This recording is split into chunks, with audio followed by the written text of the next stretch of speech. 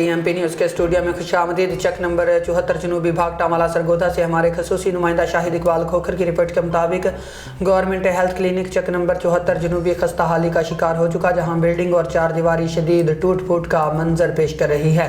दीवारों में दरारें पड़ चुकी हैं, जबकि बिल्डिंग का बेशतर हिस्सा गिरने के करीब है, जिससे मरीजों और अस्पताल अमला की सलामती को शदीद खतरात लाहक हैं। ज़राए के मुताबिक चार दीवारी न होने या बोसीदा होने के बायस खवातीन स्टाफ बेपर्दगी में ड्यूटी सर अंजाम देनी पड़ती है, जो न सिर्फ इखलाकी और समाजी इक़्तार के मुनाफिया बल्कि खवातीन अमला के लिए ज़हनी अजियत बन रही है। मकामी शहरियों और मरीज़ों में सूरत हाल पर शदीद तशवीश का इजहार करते हुए कहा कि हुकूमत पंजाब के सेहत आमा के प्रोग्राम के तहत कायम इस अहम क्लिनिक की हालत ज़ार लम्हा फ़िक्रिया है।